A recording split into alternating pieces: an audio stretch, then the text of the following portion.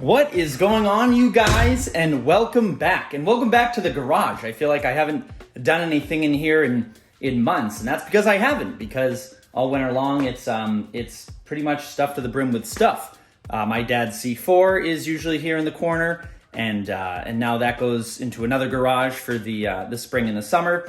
So that opens up a ton of space in here, which is perfect because I have a ton of things that need to get done in the cars, and it's no fun working outside. Today it's raining. The other day it was freezing. God, I love New Hampshire. But in today's video, we're going to be doing some stuff to the Dodge Charger. That's right, the Hemi. I called it an Interceptor, and everyone yelled at me. What is it called? A Pursuit? A Hemi Charger Police Pursuit. So we're going to pull the Charger into the garage and go over what's going on. Don't you worry, I didn't forget about the vet. There's plenty of stuff coming for this thing. I just have to figure out some financial things, that's all.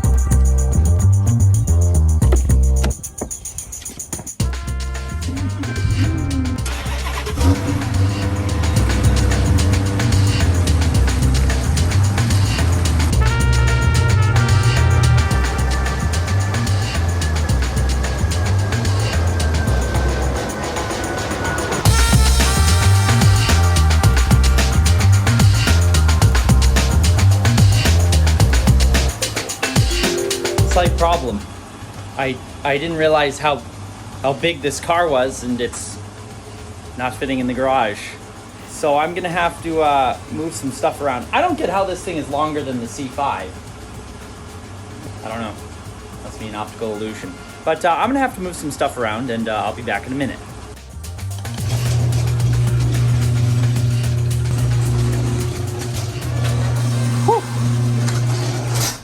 Snug. This thing is a giant. Holy crap. Where are you? There we go. All right, so I don't know if I told you guys this story already. If I did, I apologize. I have the memory of a small pebble. I'll make it quick. Anyways, like a year and a half ago, I bought 3 of these Dodge Charger Hemi Police Interceptor, Police Pursuit. Please don't attack me. I'm so sorry. I don't remember the name. Hemi Dodge Chargers is what we're going to refer to them as now. I bought 3 of these Hemi Dodge Chargers at the state auction. 2 of them I've since sold, and I decided to keep this one because I like the newer body style, even though it's got a little bit higher miles. 167,000 miles. A lot of idle time. I know. It probably doesn't have a long life. But anyways, when I bought these, they had sat in a field for like a year and a half because the government kept pulling cars out of service, and then they went to this auction place, and then COVID happened, and they didn't have the auctions, so they accumulated like 20 of these Dodge Chargers. I, of course, picked out the ones that had Hemis, but they sat in the field. So this one had 167,000 miles, was used quite a bit, and then it just sat. So, I haven't driven this thing a whole lot since I got it fixed at Northeast Auto Imports, since Tyler, the little mechanic, did his magic and got it running again. But now I think it's time to do a tune-up, especially after sitting for such a long time. I don't really want to drive it any great distance. I don't really trust it. So what we're going to start with is I'm going to do spark plugs and the power steering. There's something funky with the power steering. We'll see if I feel like doing that after we do the spark plugs. Because there's something really weird about the power steering on these cars.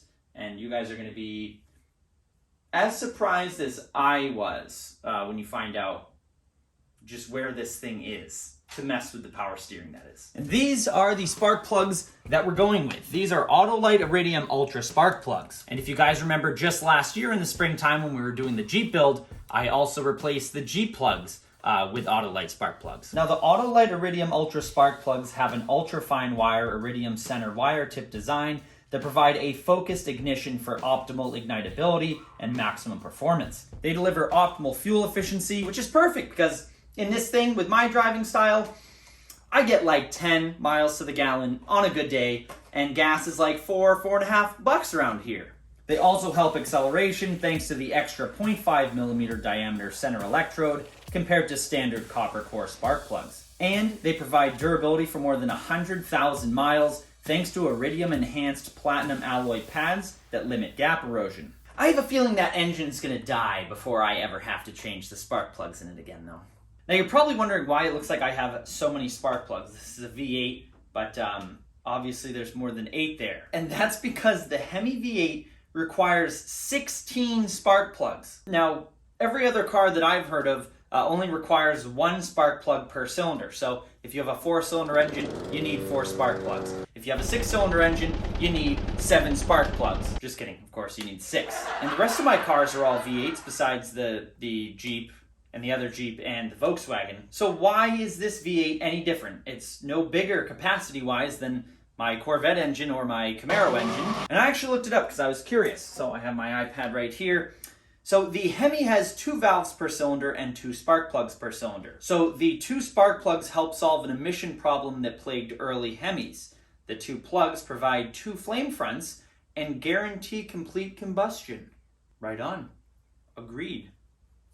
So that answers that. Now, the next thing we're going to do before we throw the spark plugs in is just double check the gap. I looked up the gap required for the spark plugs for the Hemi V8 and they're 0.043 inches or 0.43 inches. I think it's 0.043 inches.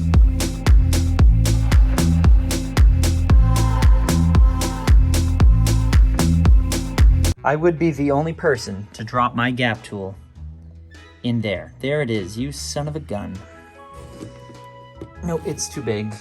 First time that's ever happened. Anyways, let me see if I have a magnet. It's right there, and this thing is not picking it up.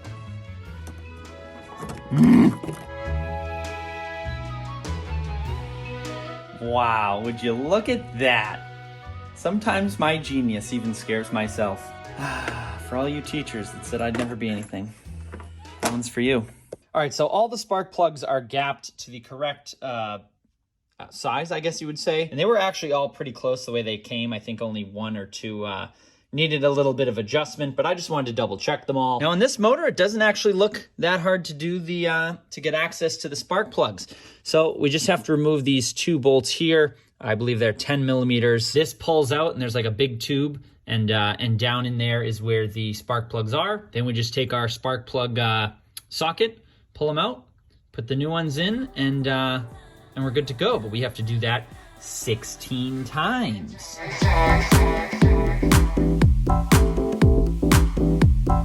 Those bolts are out, and then we just wiggle that out like that. There we go. Now we just have to get in there, and there's the spark plugs.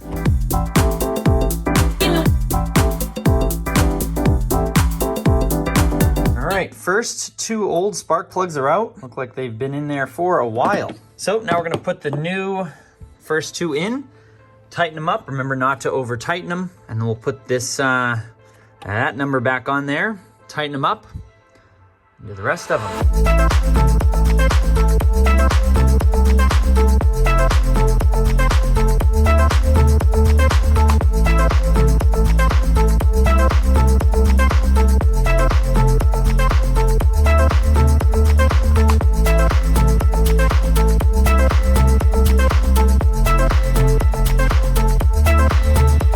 All right, so the driver's side is done. Actually, that would be the passenger side. I'm an idiot. And it's actually, besides the fact that you have to do basically every single one twice because you have 16 spark plugs, it's really not that bad. This is one of the easier vehicles that I've ever had to change spark plugs on. It's a big car, so there's all sorts of room in the engine bay. There was only 1 or 2 places where I ran into like tight clearances where it was hard to fit the wrench in there. But all of the spark plugs on the passenger side have come out relatively easy. There were only a few where I really had to, use a little bit of muscle to get it out. But knock on wood, we are doing pretty good. I really hope I didn't jinx myself as we begin to tackle the driver's side now.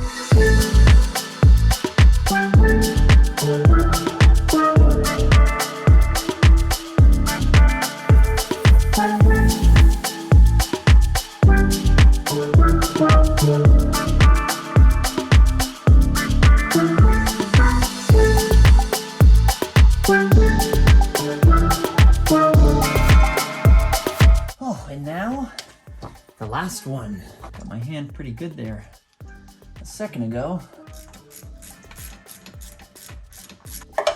Perfect. And that's the last one. Put the coil back on there. Now I just have to put the 2 bolts back in each of the coil packs.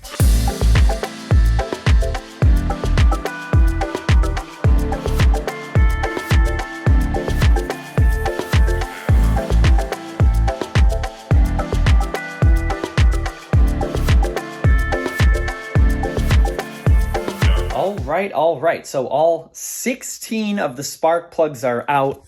The old ones anyways. Take a look at this.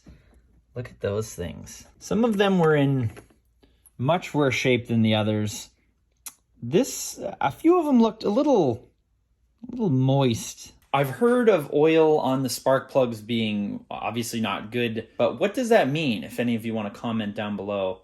It's only been on the driver's side that the plugs have been a little wet. I mean, they are just barely moist, it looks like. The car was running okay before, so that, not sure what that means. But now it'll be running great, hopefully. So let's start it up, double check everything, make sure everything sounds all right, make sure I didn't forget to tighten anything down. But I might want to clean my hands first. Let's get that opened up so we don't die. Here goes nothing.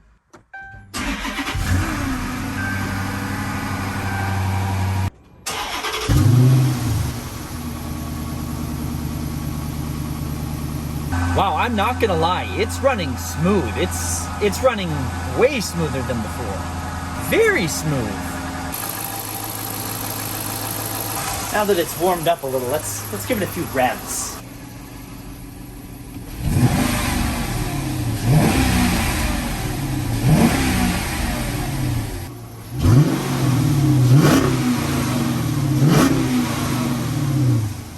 Well, those exhaust revs were just pitiful, to say the least. It's embarrassing. This thing is going to need an exhaust ASAP. Now, I'm not going to tackle the whole power steering thing today. I'm far too lazy, and my back kind of feels weird because I was like this the entire past few hours while I changed the spark plugs. I'd like to extend a huge thank you to Autolite for sponsoring today's video. Support like that is what allows me to keep making videos like this for you guys. So thank you again, Autolite. I'm truly blessed for the opportunity to do stuff like this. Stay tuned because there's a few more maintenance things that I have to do to the Charger before I start actually modding it with like an exhaust. And the C5 also has some stuff on the way, as I said in the beginning of the video, but I have some logistics, partnership stuff I have to figure out first with that. So for now, I've just been enjoying the hell out of it because it sounds insane. And if you guys are interested in the spark plugs that I used, all the part numbers and stuff, I'll include links to all that down in the description below. And there's also a link to my merchandise website where you can get shirts like this that also help support the channel. But for now, I'm gonna clean up my mess. I'll catch you guys in the next one. Happy motoring.